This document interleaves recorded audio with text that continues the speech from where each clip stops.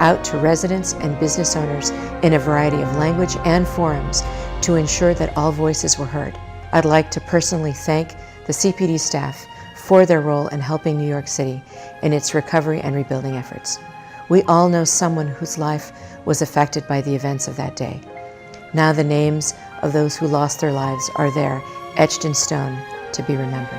HUD has been central to thinking about this project and working about the project, and provided the resources to have a truly appropriate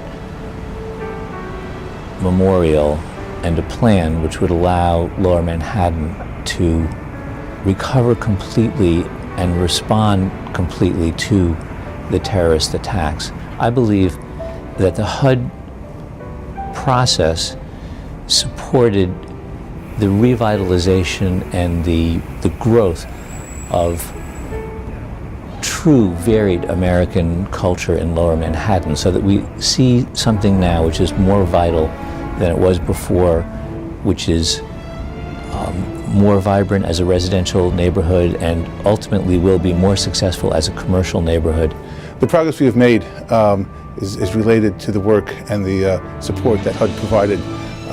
The parks that we've created, the cultural institutions that have thrived, the residents that stayed and came back, and the businesses that grow. None of that would have been possible without the very substantial support that the federal government provided in the aftermath of 9/11.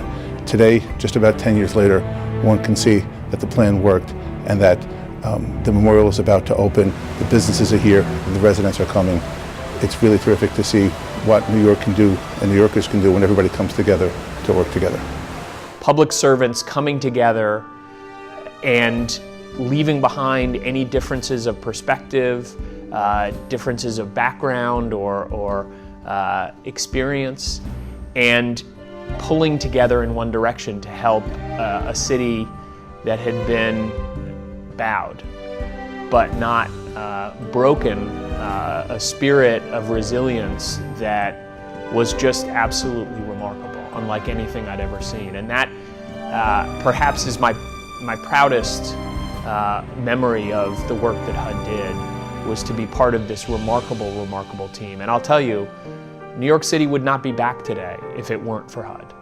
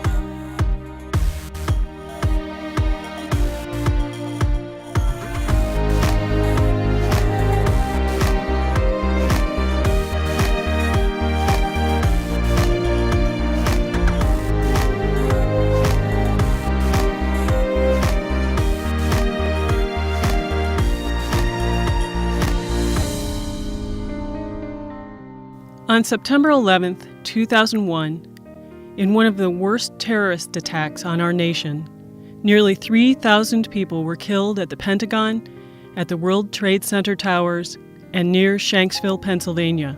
Those who survived were left with the heaviest of human burdens, mourning the loss of their family members, loved ones, friends, co-workers, acquaintances, fellow citizens. In the days that followed, these survivors began to rebuild their lives, businesses, and neighborhoods.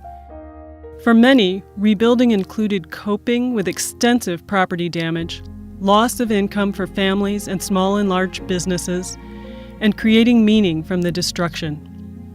HUD was there with the state of New York in the beginning, helping the Empire State Development Corporation, ESDC, and its subsidiary, the Lower Manhattan Development Corporation, LMDC, launch an ambitious effort to remember, recover, and renew.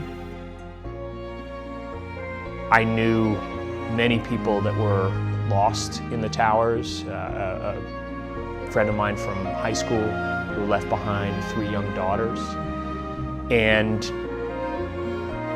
it had an impact on all of us. It brought New York City together in a way that it felt like a small town for months after that, unlike any feeling I've ever had about New York City in my entire time living there. But it was also something that I experienced as a public servant. My agency, Housing Preservation and Development, was responsible for cleanup of the site, of the whole, as we called it. And I saw a dedication, a deep, deep commitment to public service unlike any that I'd ever seen. HUD has been absolutely central to the recovery of Ground Zero and the entire city. $3.5 billion of CDBG funding that's gone to help New York recover, help to over 16,000 businesses, almost 250,000 workers have been helped. And there's also been thousands of units of affordable housing that have been preserved or built in Lower Manhattan, thanks to HUD.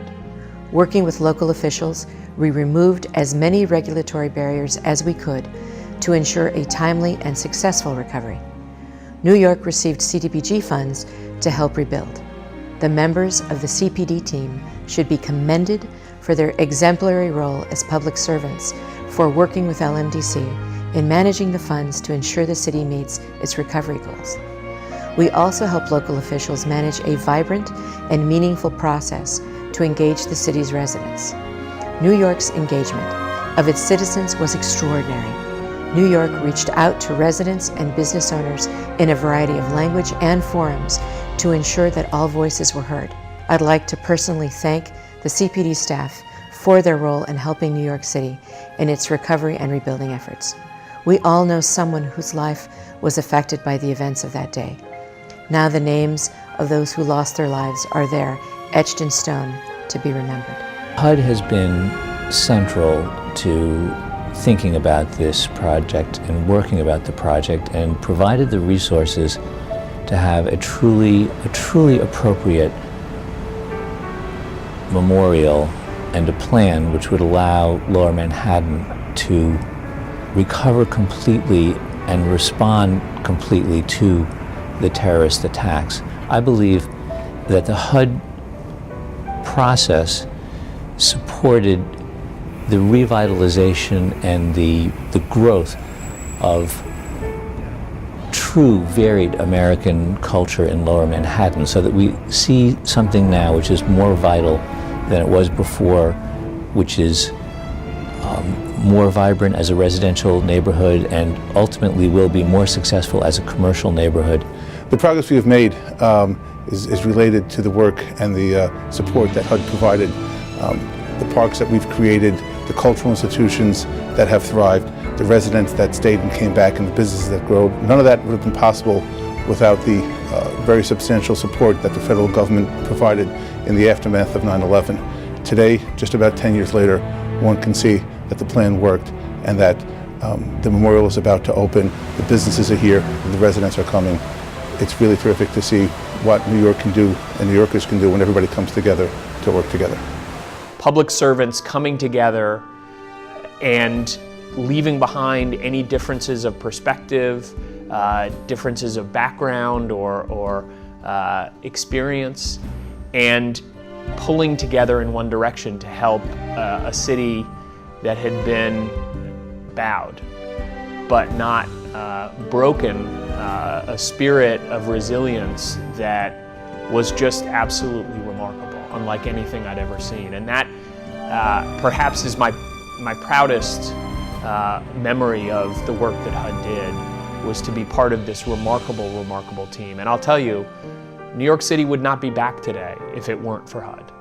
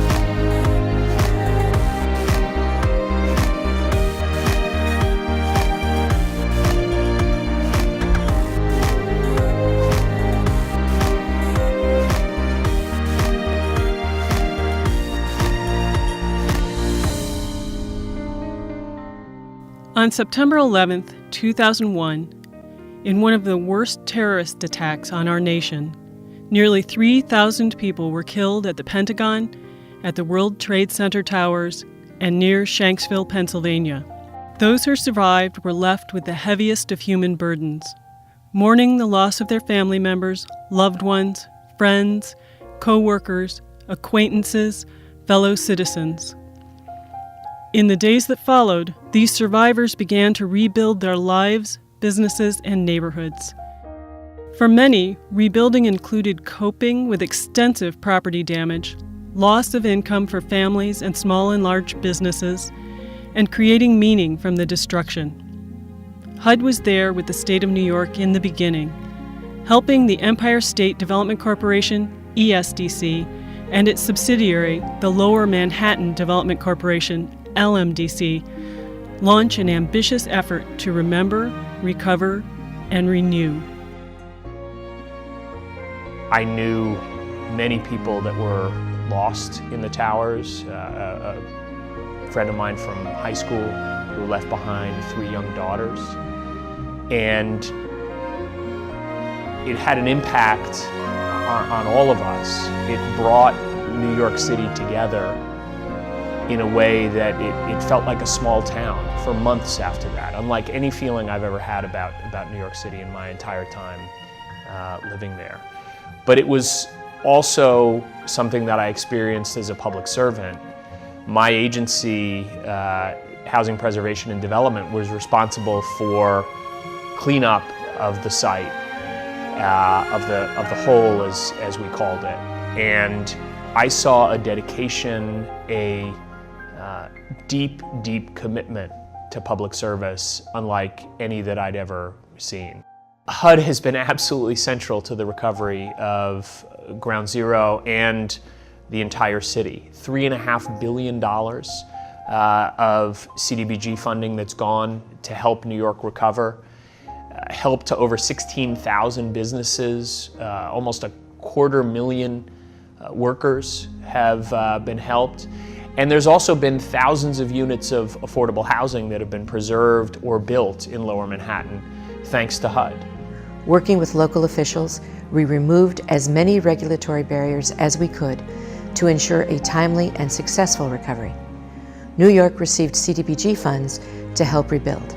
The members of the CPD team should be commended for their exemplary role as public servants for working with LMDC in managing the funds to ensure the city meets its recovery goals. We also help local officials manage a vibrant and meaningful process to engage the city's residents. New York's engagement of its citizens was extraordinary. New York reached out to residents and business owners in a variety of language and forums to ensure that all voices were heard. I'd like to personally thank the CPD staff for their role in helping New York City in its recovery and rebuilding efforts. We all know someone whose life was affected by the events of that day. Now the names of those who lost their lives are there, etched in stone, to be remembered. HUD has been central to thinking about this project and working about the project, and provided the resources to have a truly appropriate memorial and a plan which would allow Lower Manhattan to recover completely and respond completely to the terrorist attacks. I believe that the HUD process supported the revitalization and the growth of true varied American culture in Lower Manhattan, so that we see something now which is more vital than it was before, which is more vibrant as a residential neighborhood and ultimately will be more successful as a commercial neighborhood. The progress we have made is related to the work and the support that HUD provided. The parks that we've created, the cultural institutions that have thrived, the residents that stayed and came back, and the businesses that grew. None of that would have been possible without the very substantial support that the federal government provided in the aftermath of 9/11. Today, just about 10 years later, one can see that the plan worked and that the memorial is about to open, the businesses are here, and the residents are coming. It's really terrific to see what New York can do and New Yorkers can do when everybody comes together to work together. Public servants coming together and leaving behind any differences of perspective, differences of background or experience, and pulling together in one direction to help a city that had been bowed, but not broken, a spirit of resilience that was just absolutely remarkable, unlike anything I'd ever seen. And that perhaps is my proudest memory of the work that HUD did, was to be part of this remarkable, remarkable team. And I'll tell you, New York City would not be back today if it weren't for HUD.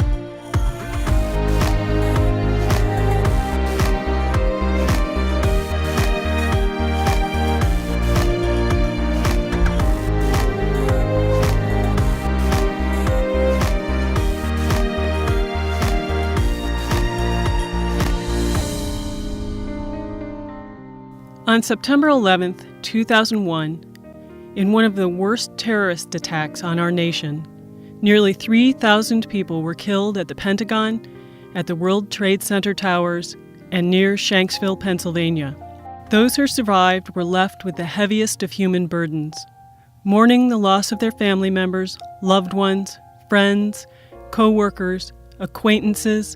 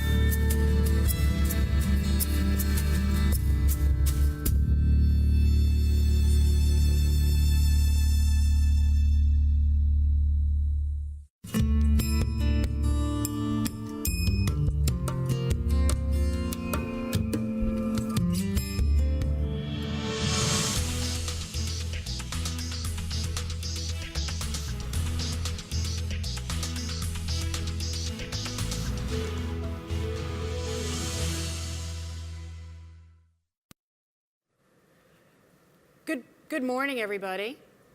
Welcome to the HUD OCIO Learning Session. I'm Dr. Melanie Cohen, and I would like to welcome those here in person and those watching on the internet. And I understand each month we get new internet audiences, so welcome. I'm glad that you found us, and I hope that you find our information to be useful. So today we have with us, actually a returning guest, Dr. Christopher Durney from Phase 1 Consulting Group. And for those of you who watch regularly, you know that Dr. Durney's been with us before, where he's talked about how to give proper instructions, what's the right method for that. He also did a session for us on, I have this message, and how do I get that message across? How is the best way to do it? Should I email? Should I tweet? Should I call? And today what he's going to be talking about is also along the lines of information. This is very interesting as we talked about it. It's the idea of the way we talk about our work, the words that we use to talk about our work are very indicative of the way we feel our organization is, what our organization is all about. And that's a message that we convey to each other, to outsiders of the organization, and just generally. So let me just give you an example. So for instance, I know many, many years ago, I worked with a guy, and I would ask him, what's going on at work? And he'd say, I'm up to my neck in alligators, okay? Now, that's quite an image, isn't it? It's a lot going on there. It's not only are you busy, which is obviously the message, but I'm sort of in this swamp, okay? I'm surrounded perhaps by enemies, right? And I'm not sure I know how to get out. So by images and messages like that, that gives you an idea, and when you say that to people, that gives you an idea of what you really think about your work.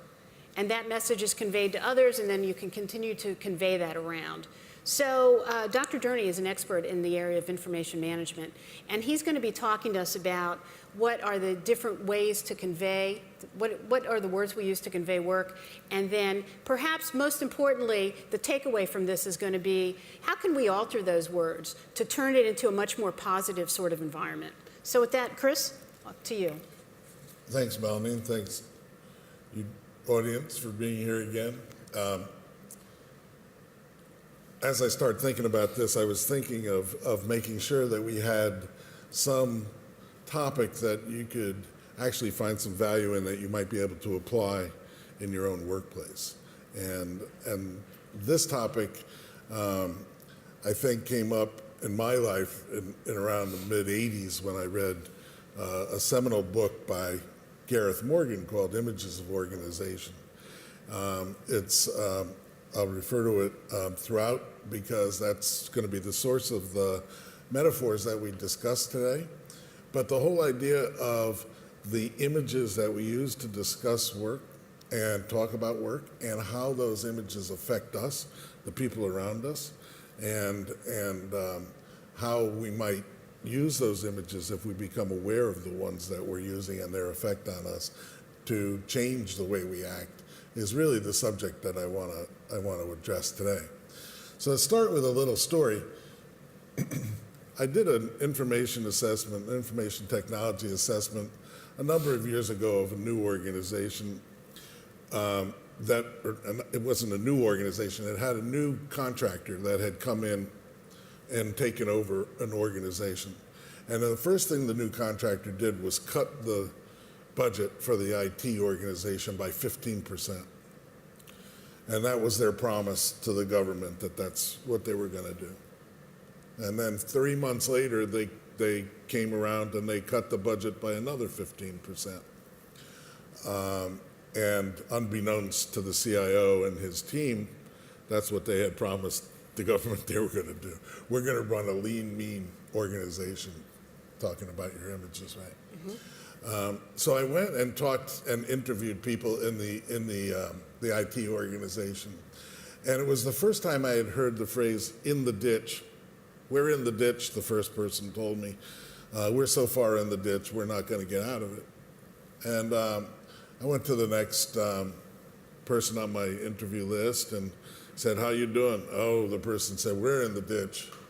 We're so far in the ditch that we're not getting out.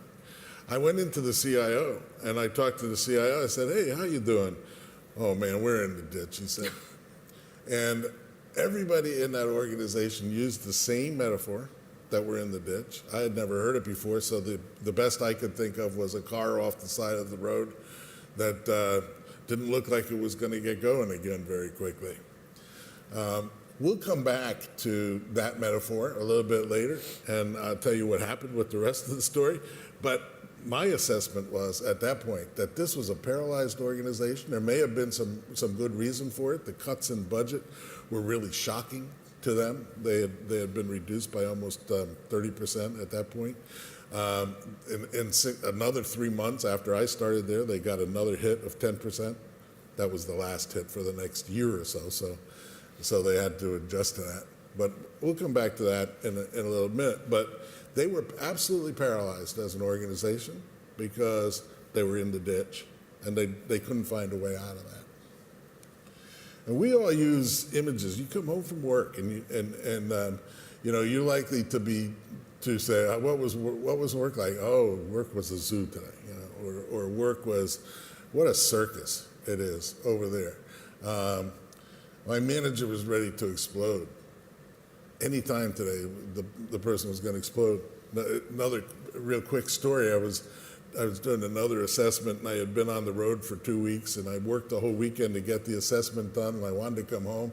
So I wanted to present to the woman who was the head of this department on Monday morning. And I went up to the project manager who was helping me, and I said to the project manager, I want to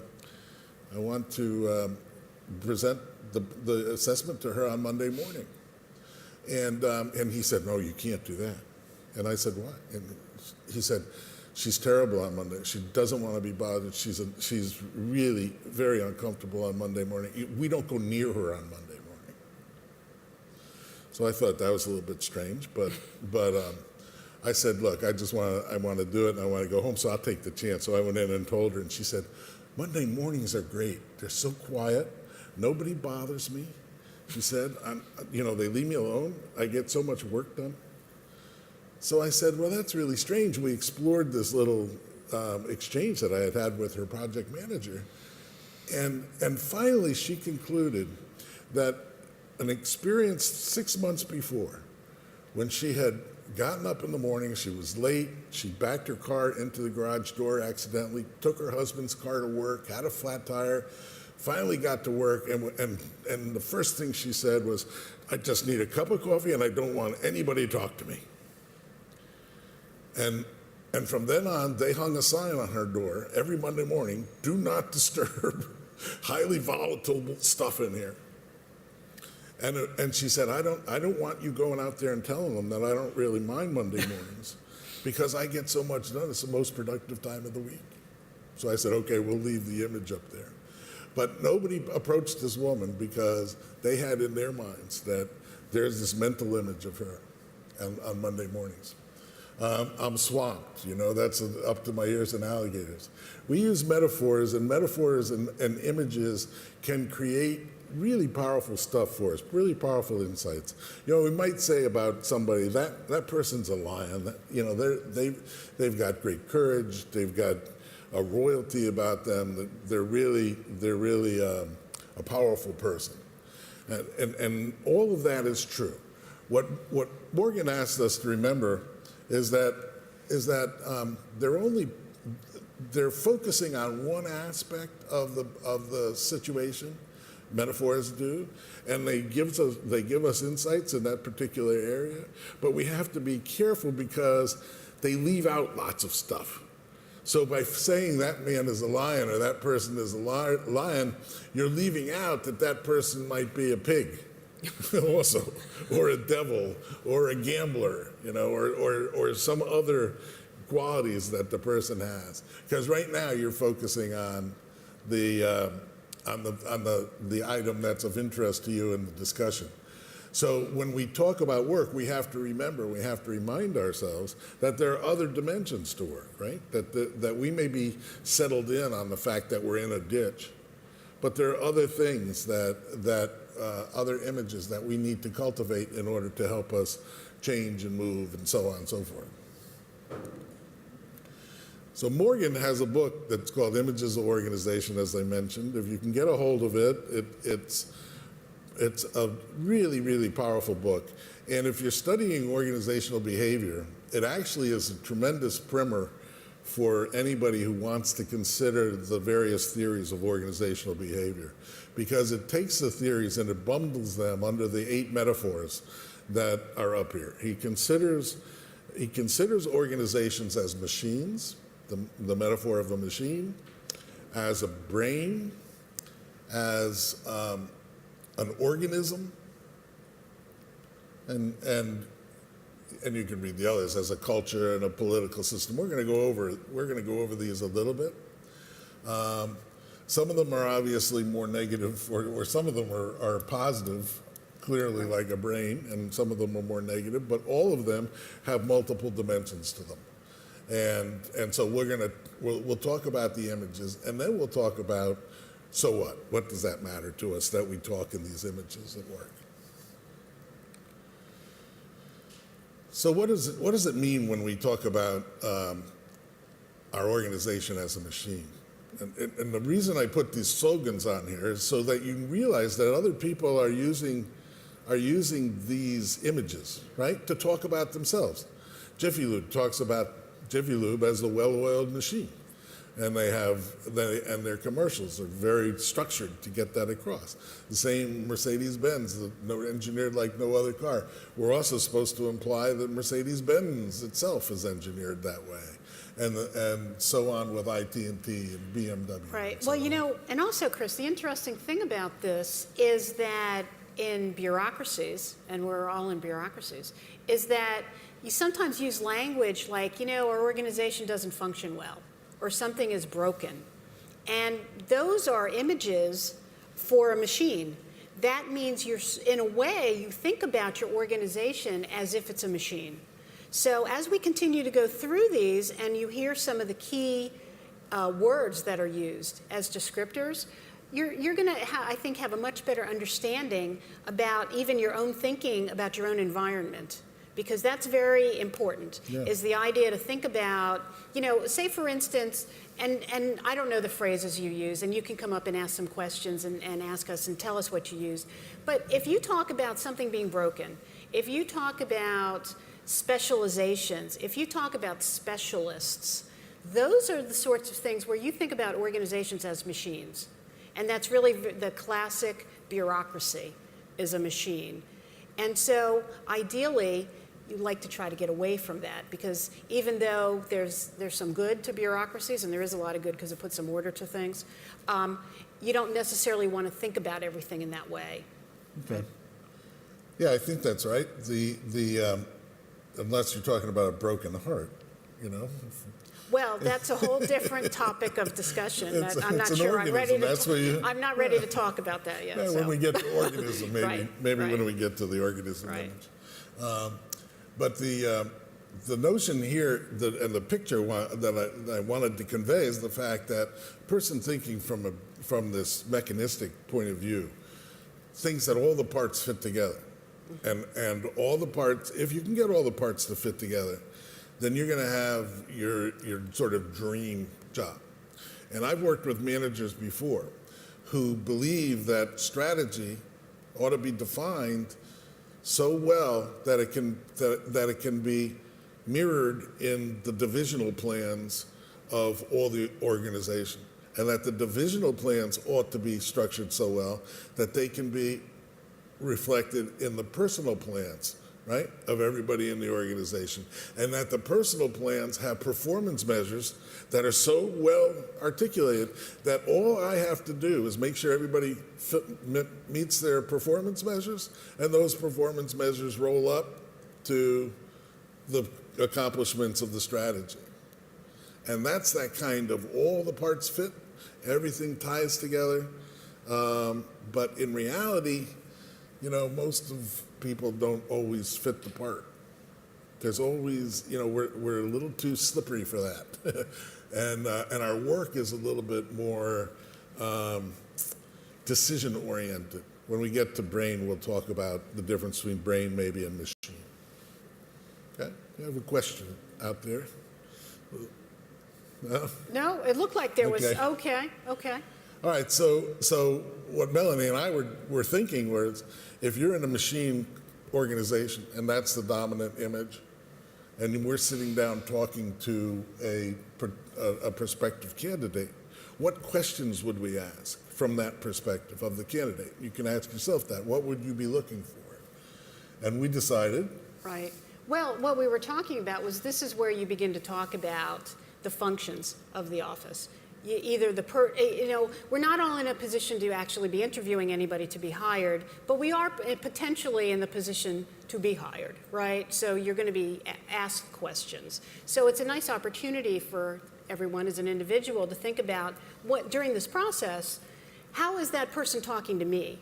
Okay, what are they asking me? If they're telling me about all the functions of the office, if they're talking about how all these different sections work together, then you sort of have a good image about, you know what, this is kind of like exact pieces of a puzzle that need to fit together. This may not be the kind of organization that leads to a lot of innovation. This may not be the kind of organization that leads to a lot of free thinking, right? So it's just something to think about as you kind of go forward. The idea here is to understand the different perspectives, right? And if I were interviewing Melanie, I'd want to know how well she fits the function. Right, that would not be my kind of... So I would, right. Melonie's not going to do well, you might pick up in a machine sort of oriented culture, but I would be very concerned that you knew you knew how to do your job, right? Because I expected you to fit in. I had a place for you. Boom, it was a gear. You're going to be a gear in my organization. So I'm going to be very concerned. I don't care much about your family. I don't care much about what your other interests are. I do care about you as a person who fits in that slot in my organization.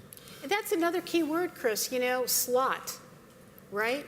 Do we talk about slots? We have an open slot. We have an open vacancy. And this is exactly what it is. And then that's also kind of in your thinking, that's very directive, right? That doesn't necessarily mean that what that means is generally, I'm going to fill that slot and this is what the person's going to do. It's not that I'm going to fill that slot, I'm going to allow time for the person to be creative. This is the job I have to do and this is the position I have to fill, right?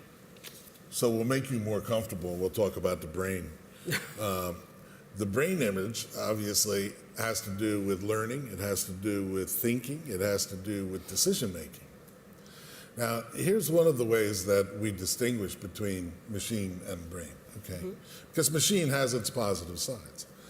If the things that you do are very routine, and they can be pretty well specified, and that's what your organization does, then a machine image is fine for that, because you can specify the parts. In fact, when you think about the car companies, and they were the ones that emphasized that engineering, right? Right.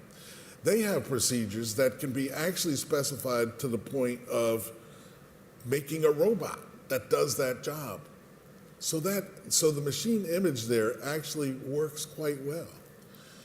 But when you have to intervene often in the process and make decisions, so let's say you're making grant decisions, right? And you have to decide how to phrase the statement of work, and you have to decide who to send the RFPs to, and you have to decide how to evaluate, and you have to decide what kind of peer group you're going to get together to do that evaluation, and so on. There's a lot of decision making that enters into the process as you go. That's more of a brain kind of function. And if you try to use a machine function on that, you're going to be lost, because you're not going to acknowledge the ongoing decision making that takes place within that process. Okay? Brain has to do with the imagination at work, and it really has to do with the idea of learning on a constant basis. And so when you hear about the learning organization, you're really thinking about that brain image, right? Learning organization is another metaphor. But I'm sorry. What I was going to say with this one too is if people have been on job interviews where they're given a test, sometimes you're given a test, like you're given a problem to solve. That's what this is in terms of I'm just presenting you with the problem with no constraints. How would you go about solving that? And so that would be a brain organization. Yeah. Did you ever read How Do You Move Mount Fuji? I did not. Okay, there's the Microsoft is famous for the interview process that it follows in terms of posing these open-ended questions, and a book that was written that describes that whole process called How Would You Move Mount Fuji? I think is the title of it.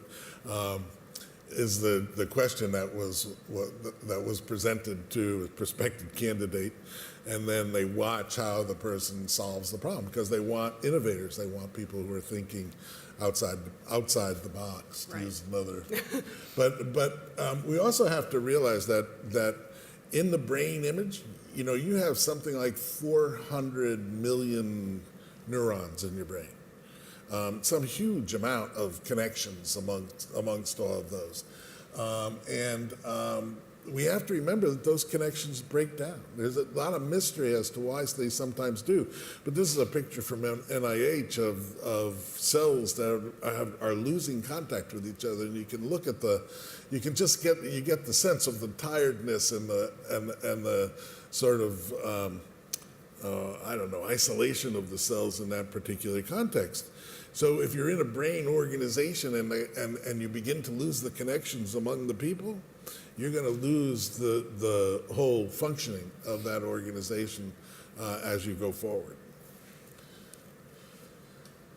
So what's the third one that he talks about is an organism? Here's what I was saying. You might be broken in the machine. That would mean the machine is broken. But if you're broken in the organism, it could be your heart has been broken by the organization, right? Mm-hmm. Nikon at the heart of the image, and Nike Just Do It, and Fisher Price.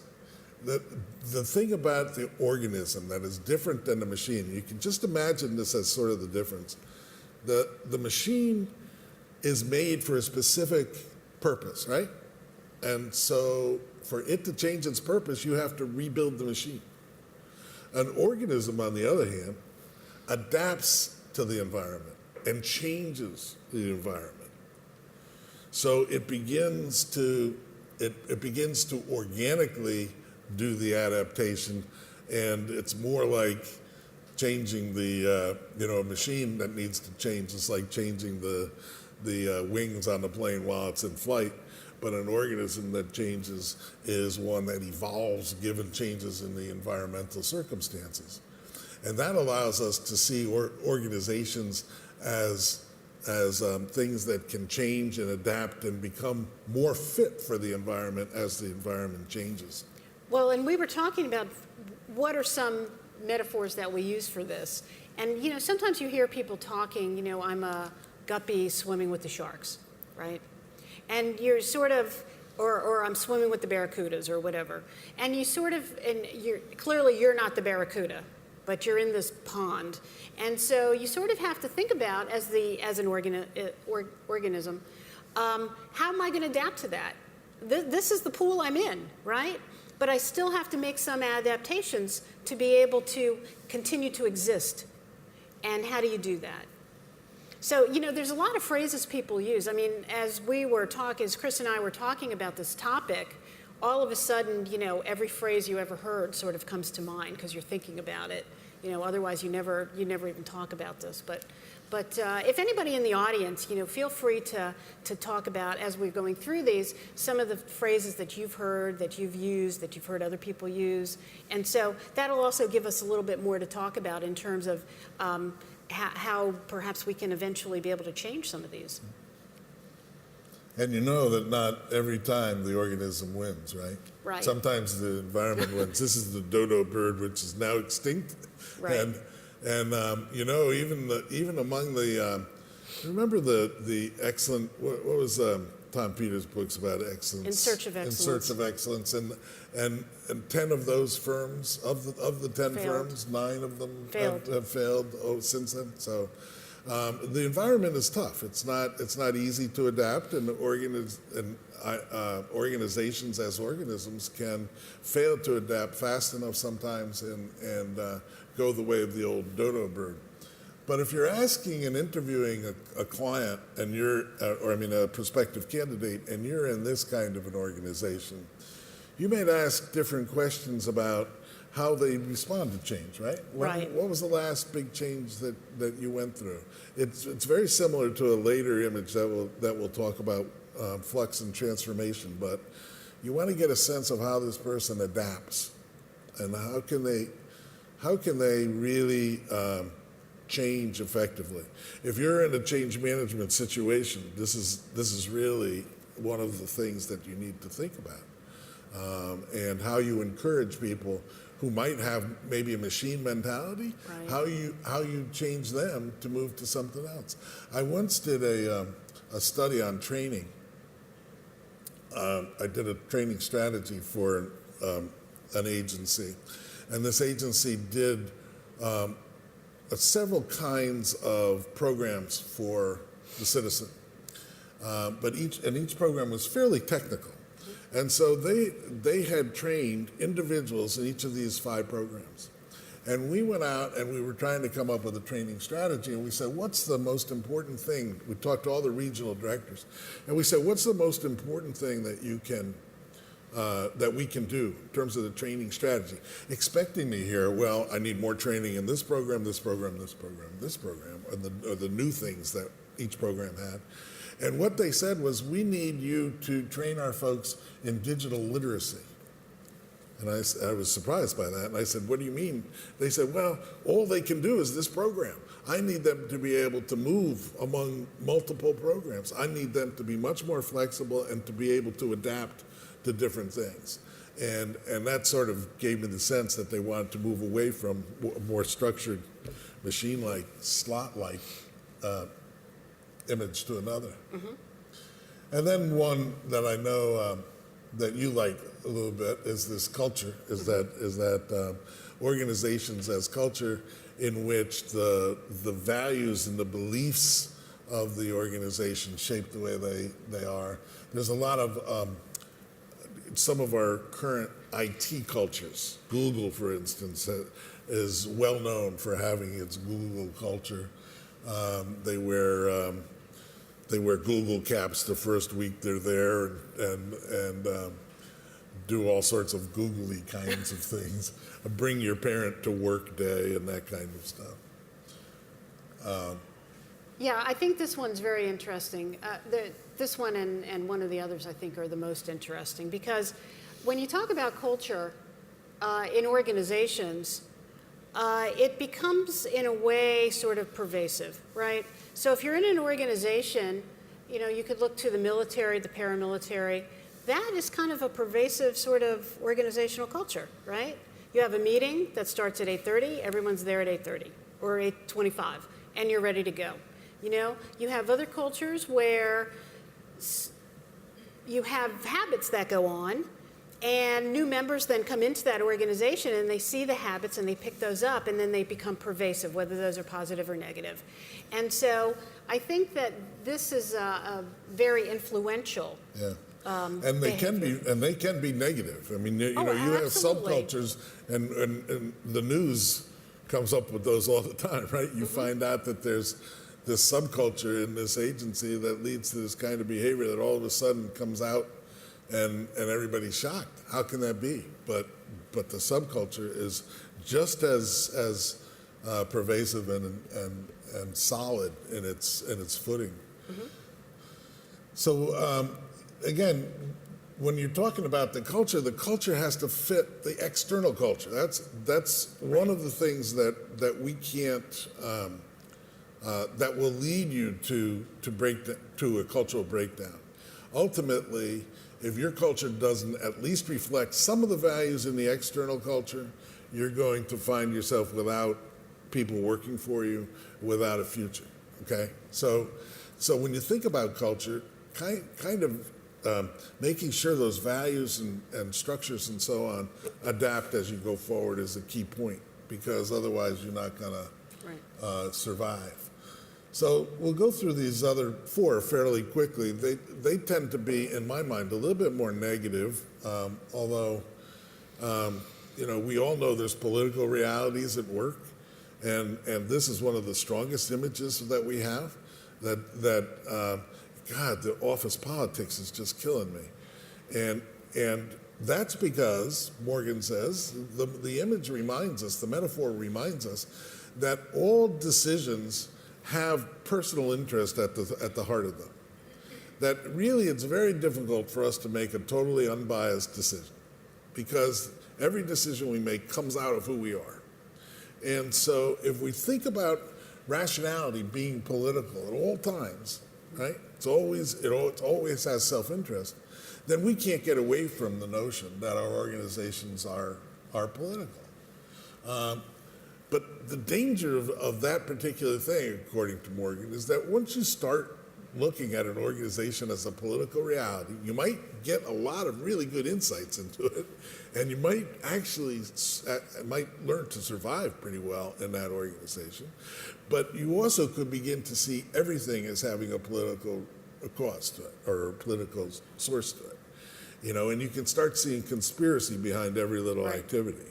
And if there's one thing that's absolutely true in the balance that an organism kind of metaphor brings to somebody who's a conspiracy theorist, is that if you really look at conspiracy behavior, lots of times it requires much more organization and brain power than that organization has, if you know what I mean.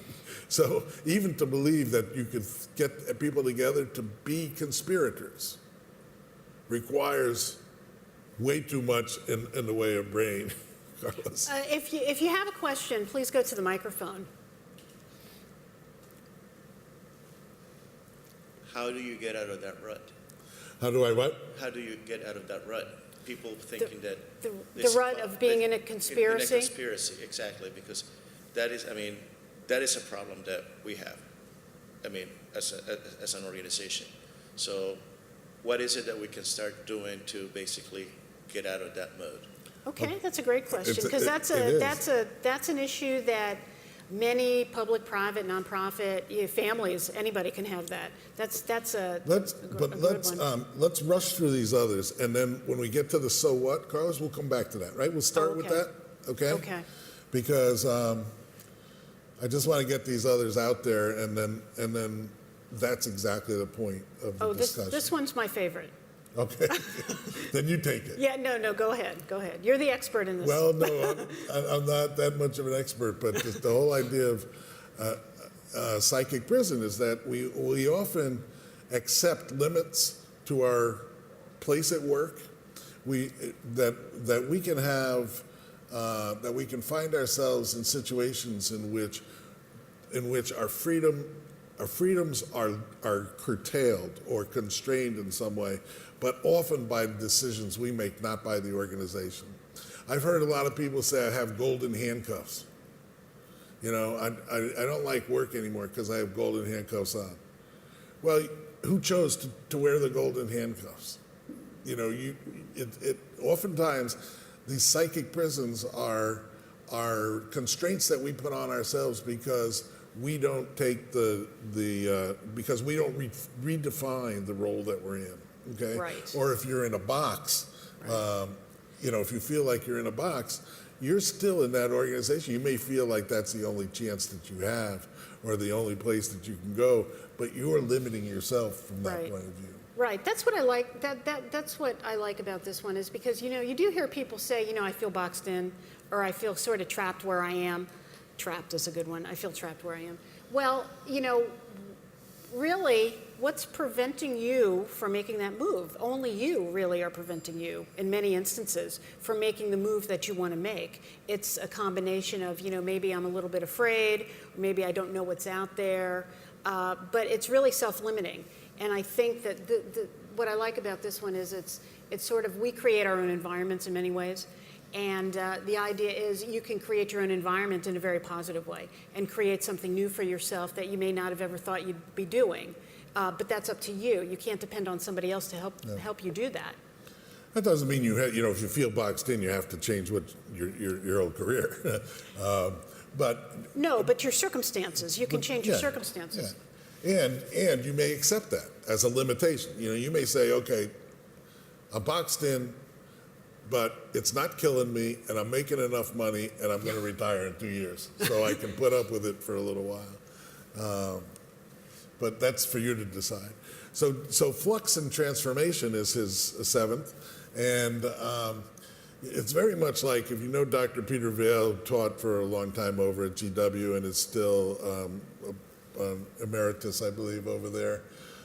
He wrote a book on managing. He wrote several books on managing, but he coined a phrase about managing in permanent whitewater. And the whole idea was that in the modern organization, that's all we get to do is change. There's no time when we hit that calm water, and so you better develop the skills and the stamina for managing in that kind of a context. But the other side of this is that you're never in total control, right? No matter how good you are in the rapids, no matter how good you are in the flow of change, you can always get overturned if you're not careful. So you have to be, and that might be exhilarating to you. I mean, that the thought of that might be the thing that brings you to work every day.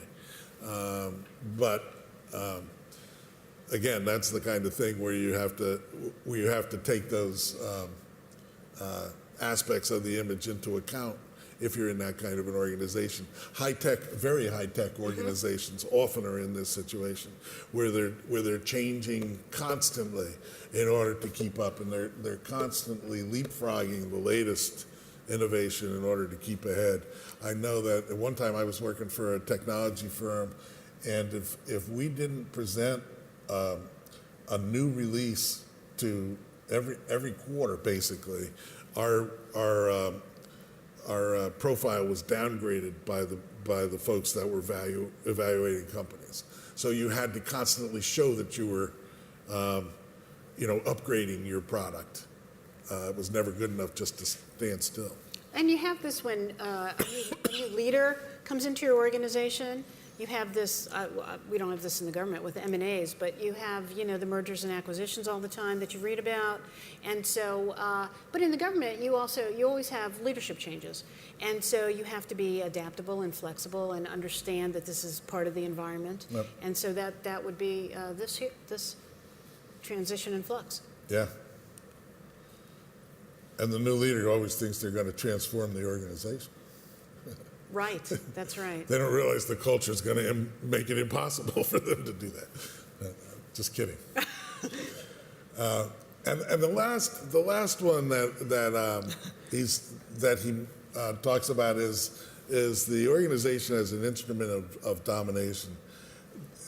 And if you explore your images of organizations, there are a lot of organizations that we could talk about that are really dominant in the sense of putting people down and keeping people down and so on. But here, let's keep it a little bit brighter. A little lighter, a little brighter. There's still a little bit of a glass ceiling, for instance, for women, organizations still, I think, 70% of what a man gets. 70. It's 77, but it's not 100. Yeah. Well, 77 is a lot better than 77. It's a lot better, but it's still not 100. It's still. Right? I know. I have 3 daughters. I'm concerned about that. But there are sort of lots of ways of exploitation in the environment, right? In which an organization keeps class boundaries in place by the way it sets things up. And if you go from agency to agency, one of the things that I've learned in my career is that not every agency, but many agencies have sort of a ceiling that says you will not get to be the X of this organization unless you are, quote, a pilot, quote, an agent, quote, a whatever, fill in the blank for the next thing. And so there's that sort of implied ceiling on a lot of the positions in organizations, and that implies the class structures being implemented by that culture. We don't want to dwell on the negatives as much, though. So what? And we'll come back to Carlos's thing in just a second. Morgan says that the challenge is to become accomplished in the use of metaphor as in our daily lives, right? To be able to find appropriate ways of seeing and understanding and shaping our environment. And that's an important word. That suggests that the way we think and the way we talk and the way we act and the way we see and the way we understand can actually help us shape the world around us, okay? So now, if we're just the same way with our, when I talked about instruction giving, if you're not aware that you're giving instructions, you can't give better ones. In the same way we talked about your message, if you're not aware that there's ambiguity in your messages, you can't make them clearer. Well, the same way, if you don't become aware of the metaphors you're using and the images and listen to your own language, you're not going to be aware of how they're affecting you and the people around you. Chris, we have a question. Hey, I'm sorry. Hey, I'm not familiar with the book. Why does Morgan say we use metaphors versus using a real description of the problem? Because That's a great question. Yeah, I think you want to answer it? No, you go ahead. I just love the question, but because it's much easier to use metaphors than the actual description. Yeah, but you go ahead and answer. Well, no, that's probably how he would answer it. That it's easier for us to use images and to convey images because they're going to give you a multi-dimensional view rather than specifying exactly what it is.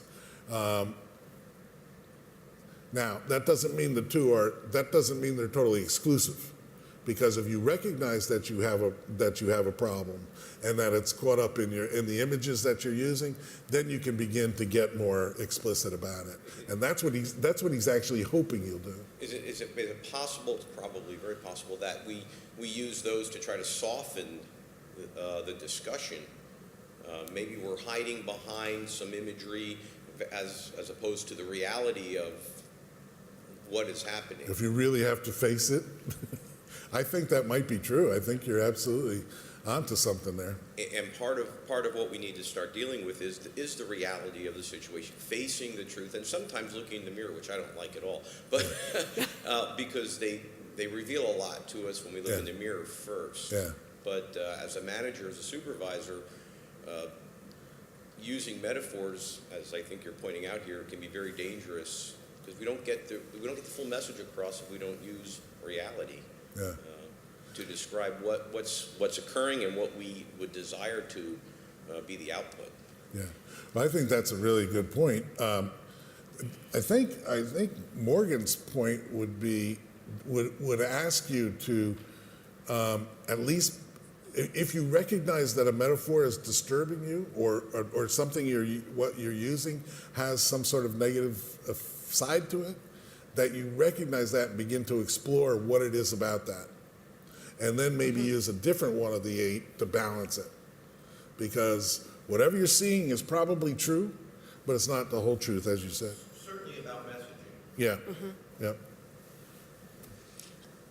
As a coach, I wanted to bring up the coaching perspective. It's actually one of the ICF, which is the International Coach Federation, core competencies that we're able to speak to folks in stories and in metaphors. And partly that, I think it's to get more, when we talk about metaphors that are bigger problems, that presents one image, and that's what we've talked about this morning. And we actually can choose another image that's more powerful as a way to invigorate the team, to get folks to believe in a bigger cause, and to create levity to the situation and humor, which is part of the whole dancing in the moment and being able to move folks and create transition, which are places for us to benefit in a bureaucracy. No double team. Right. We need more than one microphone. What? Well, no. To jump on with that is, when you are the messenger, you have to provide the message in a way that is understandable by the receiver as well.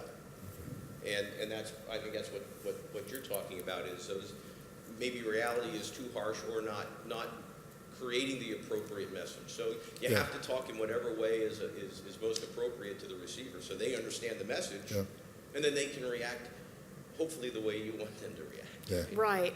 And I read recently that one of the most powerful ways that you can actually communicate anything is through a story, because it makes it, one, makes it personal, and two, it becomes much more engaging for the people that you're talking about, because people can relate to stories. They might not be able to relate to detail and description, but they can relate to a story. And I think that's a big piece of the metaphor also, is that they understand metaphors more clearly than they might understand some detail, because not everybody understands the same detail in the same way. Right. Okay, so I think those are perfect examples. And what you were saying about balancing the one with the other and creating the levity and so on, that's exactly the strategy that Morgan says is important. But again, we have to start with awareness, right? Where are you? What language are you using? What are you saying about your work, and so on? And I do want to get through this and get back to Carlos's question about what do you balance a political, if you're in a very, very politicized environment, how do you, and you feel that, you talk that way, how do you balance that and start working out of it? So the whole notion is that we've got a certain characteristic on one side, and you can balance it maybe with a different image on the other side. If I'm the one that's putting a pessimistic interpretation on the instrument of domination. that maybe if you're interpreting your organization as one that's an instrument of domination and you're one of the dominated, that's a pessimistic interpretation. And I'm also providing the optimism of the brain, which shows you which probably image I'm comfortable with as well. But if you're in that organization that makes you feel dominated, perhaps what you need to do is find opportunities for exercising your own decision making and your own freedom and your own capability of making your group actually work better together. It's not an absolute thing, but if you start talking, instead of talking domination, if you start talking about decision making and learning, then perhaps you get people on a little different channel than constantly feeling put down all the time. If instead of being boxed in by your psychic prison, you start thinking about being part of a team and start talking about being part of a team, finding opportunities to do that. Right. Volunteer for something where you're part of a team instead of allowing yourself to continually be boxed in. You begin to change the metaphor. If you think of yourself as having a control focus to the point where the organization is very fragile, you can begin adding an organism kind of discussion that's open to the environment and that's open to growth, and that moves you a little bit forward. Well, wait a minute, guys. I'm gonna change the way we're doing performance plans and maybe give you some open goals rather than some goals that I've specified down to the last detail. So that's the kind of sort of changes in metaphors or the balancing in ways that you can say, okay, if we're in change, in a constant change situation, maybe we do need a few controls. Maybe we need something in place to help us get some stability. Maybe we're not going to be a machine, but having some of those elements is important. Maybe the individual learning, if the individual learning doesn't have the cultural aspect that values learning, it's going to go away, right? It's never going to amplify from the organization's point of view. So you have to have both of those kind of images working if you're going to be a really learning organization. The last example is the political. Right. So, Chris, we just have a couple more minutes left. Yep. So, why don't we address the question we had left over? Let me finish this one example because I want to come back to the ditch, and then we'll talk to Carlos's question. Okay. Okay, so we were in the ditch, right? And the whole notion is is that we need to chart a new course. Now, this is actually what happened within this organization. They began to talk about charting a new course. Instead of in the ditch, they substituted the metaphor. Now, the secret to the change is that they also hired a new CIO. So they changed the leadership, and the leadership brought the new metaphor in. The other CIO, as I told you, was also in the ditch along with everybody else. So the organization at the top decided in order to move ahead, they had to bring in a new CIO. But the next image that they used to counterbalance that old one was, we'll chart a new course. In fact, that phrase found its way into their decision making, into their process flows, into all their requirements. We're charting a new course. And they became one of the biggest influences in that particular organization, the IT organization. So it can work, and it can change things. All right, so Carlos, what do you think? What could balance out a political metaphor? If you could go to the microphone so the internet audience can hear. We need to make sure the internet audience can hear. I'll put it right back on you. That's the reason I asked you the question. Because you don't know. But no, I mean, in one of the things that I've tried is to say, try to do your best, and basically put your thoughts forward, the rationale behind what you're saying, and say, there's got to be a better way. It's not like everything is predisposed because so and so already decided to do something. Mm-hmm. So, but I find it difficult as a fairly new person in trying to manage folks. I find it difficult to change that mindset, and that's what that's one of my biggest challenges. Yeah. How does that image of being political affect you from the point of your ability to respond? Well, I mean, I don't feel that it's that politicized. So my point is, try to do, like I said, try to do the best that you can. Yeah. And take it to a certain level. And hopefully, your work will make a difference. I mean, and if not, you have already stated your objection. You are on record. And if something happens that if they had listened to you, we wouldn't be in this position. You're going to look like a champ. You are the person who had the right answer. Yeah. And, and they didn't listen. So now the next worker, the next go around, we're going to go with your idea. Yeah. I mean, that gives me an idea too. The idea that you just said, you're the champ, is an image in itself, right? Right. And you can begin perhaps to look for opportunities in which you can shine, given the political notion, if you know that it's political in nature, right? So I think when you can say, okay, what's wrong about the political thing, and then maybe it's the control, or maybe it's the self-interest, maybe there's a way you can play into that and say, if I can match that with my own efforts and my own concern, I can be the champ, and I can be a hero. I think that's a great place to end, and we've run out of time, but I think that's a great place to end it.